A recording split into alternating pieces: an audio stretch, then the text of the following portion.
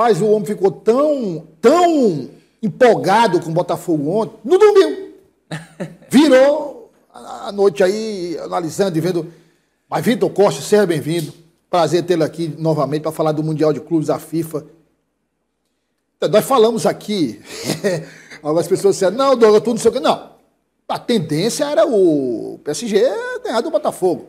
Exatamente. Agora, era impossível o Botafogo ganhar? Não era impossível. Não é porque o Botafogo ganhou que eu vou mudar meu raciocínio. O percentual, tanto é que o Paris Saint-Germain teve 75%, 80% de posse de bola, e o Botafogo... Problema, como disse o próprio técnico do Botafogo, Luiz Henrique, o Botafogo fez um sistema defensivo perfeito, beirando a perfeição. Segundo o Luiz Henrique, nem a Inter de Milão, na final da Liga dos Campeões, nem o Atlético de Madrid, na primeira partida, defenderam, não chegaram nem perto do que o Botafogo apresentou. Então, Vitor, foi de fato, assim, eu acho que com esse resultado, acho que o Brasil já pode fechar, se fosse o caso, sua participação no Mundial de Clubes. A gente tá iniciando ainda o Mundial de Clubes, a gente ainda está na fase de grupos, acho que inclusive isso é importante de apontar, porque dentro dessa fase de grupos é obviamente que os próprios clubes, eles ainda não estão 100% ligados assim, em disputar. Porque, por exemplo, ontem o Paris Saint-Germain escalou um time sem 5 titulares. Não é desculpa para a derrota, longe disso. Mas, de fato, é algo que ajuda a explicar como que o Botafogo conseguiu vencer o Paris Saint-Germain. Dentro assim, de uma competição... Vitor, se inclui ali, por exemplo, o Dembélé, o sistema defensivo era outro, completamente diferente. E eu coloco ainda um ponto, além do Dembélé, obviamente, que é um craque, um dos melhores do mundo, eu acho que o principal ponto, porque a principal força do Paris Saint-Germain é o meio de campo. E ontem, no meio de campo, a gente tinha apenas o Vitinho dos titulares. Né? O Vitinho não faz milagre, né? Sozinho. Nem o Rubem Neves e nem o Fabian Ruiz jogaram. Eles são o ponto central desse time do Paris Saint-Germain. O time funciona muito bem porque o meio-campo do Paris Saint-Germain é muito bom. E ontem eles não estavam em campo, apenas o Vitinho. Entraram no decorrer do jogo e tal, na hora que o... Acho que o Luiz Henrique mexeu mal, mexeu tarde. Exato. Ele preparou a cavalaria para entrar em campo em um momento onde o jogo já estava naquele momento de desespero. A gente percebeu que ontem um dos principais fatores desse jogo do Paris Saint-Germain que não conseguiu ser tão efetivo é que eles cruzaram demais a bola para dentro da área. Mas aí é aquela fase, do desespero. Exatamente. Eles viram que o coletivo ali não está funcionando, vamos pro desespero. O normal do Paris Saint-Germain, que é aquele jogo de intenso, de perde e pressiona, de buscar, de fato, acuar o time adversário dentro do próprio campo, não estava funcionando. Então vamos tentar algo diferente. Não, eu acho que até funcionou, mas o Botafogo entrou... Assim, Vitor, o que é que eu imagino? Para a gente discutir outros pontos do jogo. Não há nenhum problema de um time reconhecer que o outro é superior. Superior no futebol, sim, superior no esquema tático, assim, no geral, superior nos jogadores, no elenco. Não há nenhum problema nisso.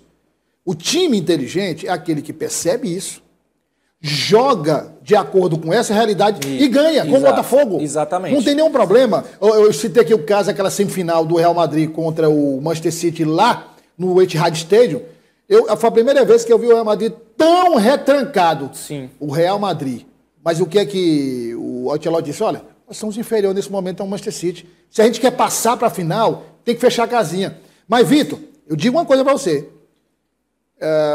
Não sei se foi mais, mas pela diferença, assim, Real Madrid e Botafogo, o Real Madrid foi mais retranqueiro do que o Botafogo. Entendeu? Sim, não, sim. E não tem nenhum problema. O erro, sabe qual é? É o time achar, nós vamos pra cima. Aí é o 5x0, 6x0, 7x0. Exatamente. É o que aconteceu com o Santos contra o Barcelona, por exemplo, naquela final de Mundial. Deu quanto foi, Vitor, ali? Foi 7x2, né? Verdade. Então, assim, Vitor, eu acho que o Luiz Henrique agora não vai brincar mais. Vai entrar com força total? Eu acho que essa partida é que a gente tem que analisar 2 pontos. O Botafogo e o Paris Saint-Germain. Claro. Em separado. O Botafogo fez uma excelente partida. Uma das melhores partidas que eu já vi o Botafogo fazer, mesmo quando eles estavam jogando Libertadores e Brasileirão e foram campeões juntos ao mesmo tempo. Mas o engraçado nessa história é que o Botafogo terminou a primeira fase do Brasileirão com o pior time da zona. Sim. E terminou a segunda rodada, iniciou a segunda rodada como o melhor time brasileiro. Isso. Eu sei que essa gangorra é muito... No Mundial, né? muito verdade.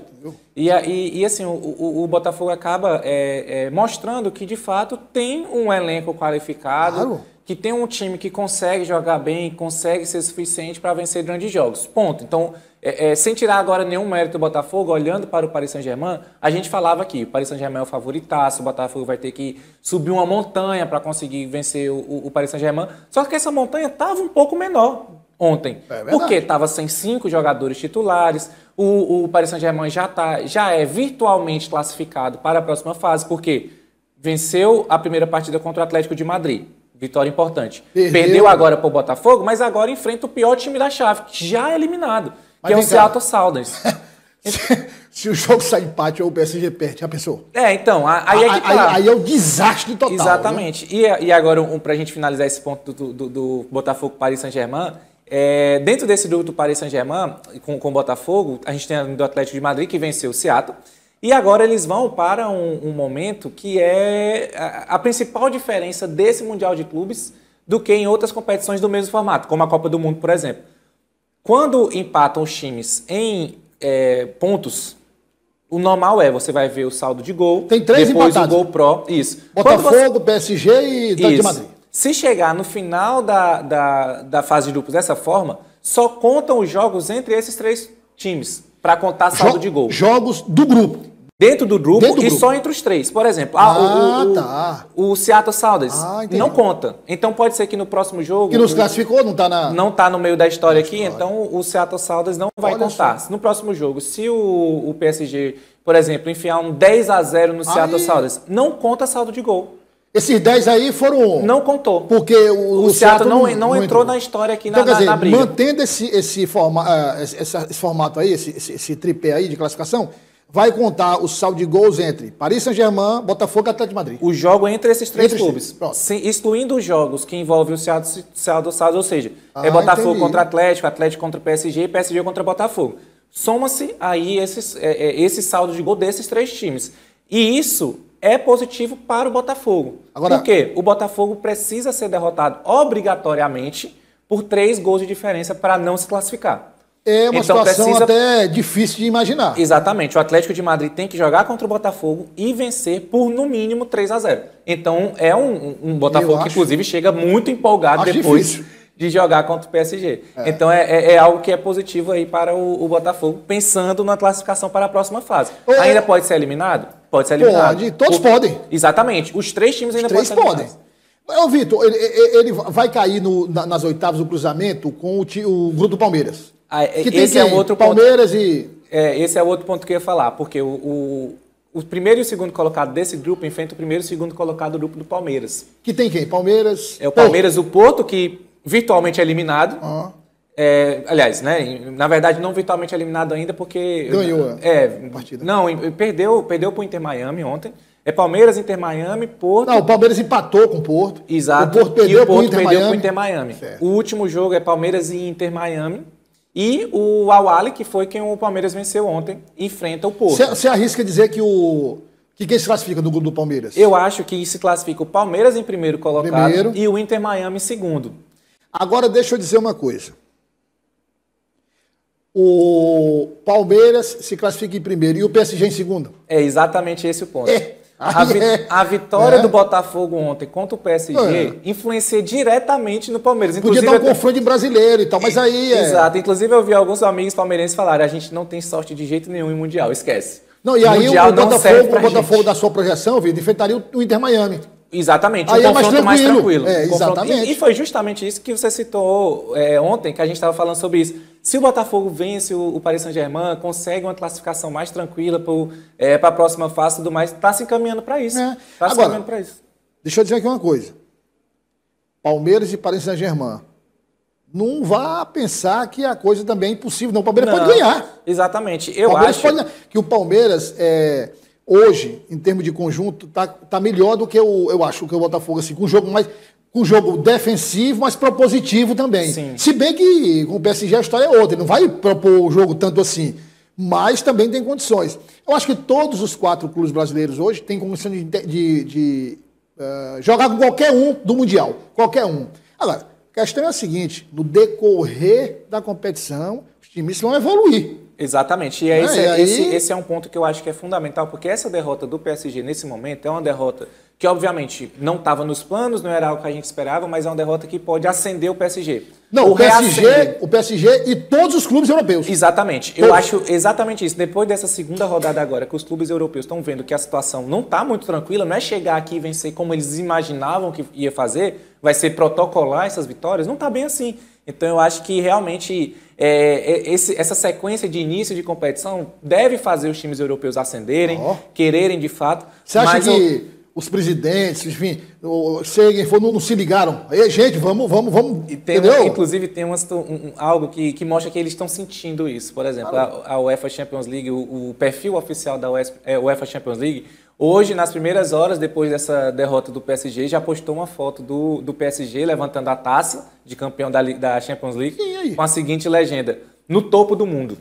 Sim, mas no topo do mundo, mas perdeu. É porque aparentemente o mundo é só a Europa. Sim. Aparentemente o mundo está restrito à Europa. Vamos considerar na cabeça da UEFA que o mundo é só a Europa. Mas perdeu. Isso não muda o resultado, não. Exatamente. O topo do mundo perdeu.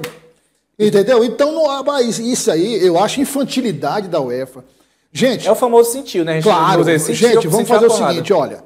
É futebol, não é matemática, não. É futebol. O Botafogo ganhou do Luiz Henrique, que hoje é o melhor técnico do mundo. Hoje é o melhor técnico do mundo. Aí vem o Guardiola, Xabi Alonso, Hans Flick, vem outros. Mas atualmente, simples assim, o Luiz Henrique, olha, se defendeu muito bem. Sim. Adorei o que o Luiz Henrique disse. Muito. O Luiz Henrique foi sincero, acabou. Aí vem a UEFA agora com o topo do mundo. Que topo do mundo? O que? Estão no Everest, é? Com a foto no Everest.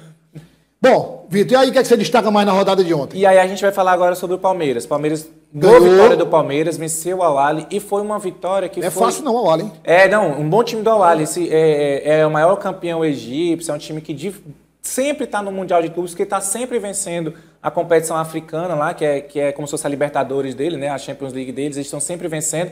Então, de fato, não foi um jogo fácil de se vencer, mas vencido pelo Palmeiras, e inclusive foi um bom jogo do Palmeiras. Eu achei que foi o jogo mais maduro que o Palmeiras fez. O Palmeiras tem uma dificuldade ofensiva, na verdade nem ofensiva, que ele consegue armar boas jogadas, mas é uma dificuldade de fazer gol. Isso. Né? O Vitor Roque, ele não está no seu melhor momento. O próprio... Aliás, faz tempo, hein, Vitor? Exatamente. Depois que ele foi para a Europa... Depois que ele teve a lesão dele foi muito grave. Na Europa ele não conseguiu sair bem. Voltou agora, o Palmeiras ainda não conseguiu mostrar o seu bom futebol como no Atlético Paranaense. O que eu acho no Vitor Roque não é mais física, a questão é... Existe com certeza uma questão psicológica. Mas aí ontem ele teve a mudança. E o Abel também. O Abel tem um problema com o centroavante, né? O único centroavante que deu certo com o Abel não é centroavante, que era o Rony Rústico. Mas ontem ele conseguiu colocar o Flaco Lopes e jogou muito bem. Eu acho que o Abel tá mais calmo agora. Ele tá mais tranquilo, tá mais feliz, né? Tá mais light, exatamente. Apesar dele ter sido o primeiro treinador que recebeu o cartão amarelo na Copa do Mundo de Clubes. Eu pensei que ele ia matar o Abel, mas enfim, ele se controlou. Mas assim, ele conseguiu a vitória. Com essa vitória também do Inter Miami contra o Porto, deixa o Porto numa situação muito complicada na competição, que inclusive é um dos piores times europeus que eu já vi jogar. Assim, horroroso o time do Porto, não tem nada de que a gente se destaque. Mas Vitor, quando fala vai jogar com o Porto, não causa medo em ninguém. Não causa medo em absolutamente ninguém. E aí o Palmeiras aí deu esse passo importante. Eu acho que com essa vitória ontem do Palmeiras encaminha uma boa classificação. Só que agora o Palmeiras pega o Inter Miami. O que pode fazer... eu acho que o jogo entre Palmeiras e Inter Miami deve dar bom para o Palmeiras, eu acho. Mas que pode dar uma sobrevida ainda para o Porto, apesar de tudo. Exatamente. Ainda pode dar uma sobrevida para o Porto. Vamos ver. Ou para o próprio Al-Ahly, né? Vamos ver o que aparece. O Al-Ahly também empatou no primeiro jogo com o Inter Miami. Então, agora, todo mundo está vivo no grupo ainda. Falando em Inter Miami, o gol do Messi. Messi, decisivo, monstro. Eu estava discutindo hoje o seguinte, o pessoal falando, não, mas olha, o Neymar vai ser convocado para a seleção, porque ele vai atuar só ali no meio campo e tal. Eu disse, olha, para o Neymar ser convocado, ele precisa jogar. É importante. Ele tem que estar apto para jogar. Ele tem que estar apto. Então eu fiz uma comparação seguinte. Vamos para esse tridente aqui. Cristiano Ronaldo, Messi e Neymar. O Neymar é o mais talentoso dos três. Pegando o auge. É o mais talentoso nativamente, né? Nativamente. O talento nato. Né? O Cristiano Ronaldo é o menos naturalmente talentoso de todos. Olha como é que está o Messi. Jogando, fazendo gol, competindo. O Cristiano Ronaldo desse é imparável. Acabou de ser campeão europeu. Da Liga das Nações, pelo amor de Deus. Entendeu? Então, assim, o Cristiano Ronaldo vai para a Copa, só se não quiser. E o Messi também. E o Messi também vai para a Copa. E não brinque, não. Há 4 anos atrás a gente falava desses dois jogadores, pensando, mas daqui a 4 anos eles vão estar com 40, com 38, não vai pra... A Copa já é próximo ano, então esquece. Não, e não brinque, não, porque vão ser decisivos, importantes. Com certeza. Para as suas seleções. Gente, o Neymar não consegue jogar uma partida. Como é que... Aí você diz assim, não, mas o Ancelotti sabe do que era capaz. Não, eu sabia do que ele era capaz. Do que é capaz agora eu não sei. Eu não posso. O Neymar hipotético ainda é muito bom, né? O hipotético, o real... O Neymar, inclusive o Mauro Lopes, o Mauro César tem uma frase interessante. O ex-jogador em atividade. Exato. O ex-jogador em atividade. É o Neymar imaginário. Isso. Então não existe. Então é só pra gente pontuar isso. Vitor, amanhã tem... Mas hoje a gente ainda tem Flamengo. Sim, 4 Flamengo, da tarde. Flamengo e Chelsea. Inclusive o Chelsea deve repetir o mesmo que o PSG fez, sem 5 titulares pelo menos. Pois se prepare.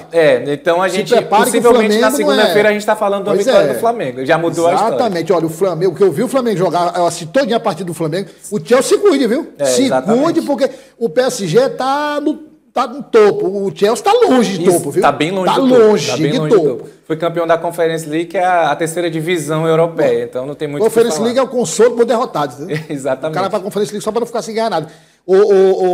Vitor, e a gente ainda tem um bom jogo hoje, só para destacar, a gente ainda tem hoje... Não, 10. Às 10 a gente tem um Bayern de Munique e River Plate. Jogaço.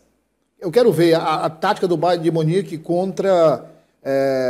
a Volupes, Argentina. A Volupes é educado, né? Eu tentei.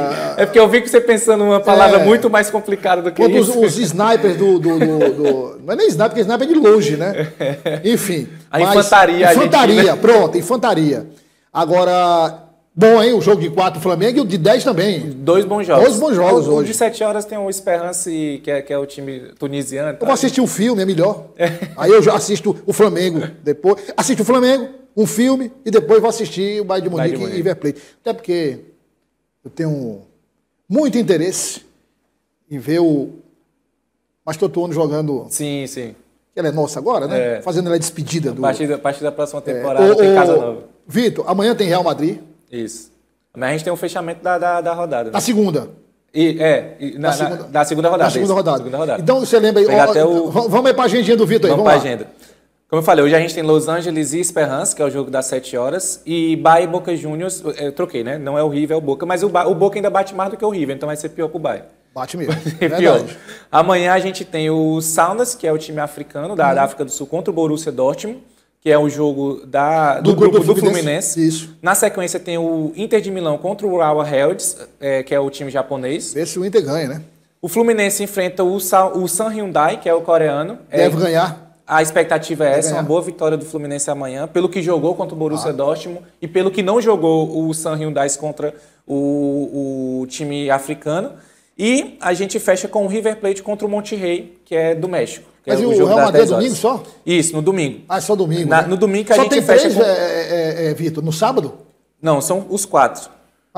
Começa 1 da tarde com o Borussia, Inter de Milão às 4, Fluminense às 7 e o River Plate às 10. E no domingo aqui é Real Madrid. Aí no domingo a gente tem inclusive uma agenda boa. Sabe o domingo que você não sai da frente da TV? Pronto. A gente tem a Juventus às 1 da tarde contra o Riyad, que é o time árabe. O Real Madrid contra o Pachuca às 4 da tarde. É um jogo que não é fácil também não, viu? Né? Pachuca enjoadinho. O time mexicano, normalmente, eles são complicados. O Red Bull Salzburg enfrenta o Al Hilal às 7. Pelo Al Hilal, não pelo Red Bull. E o Manchester City enfrenta o Al Ain. Vou assistir, porque eu não assisti o Manchester City ainda, eu sou fãzaço do Guardiola, eu vou assistir.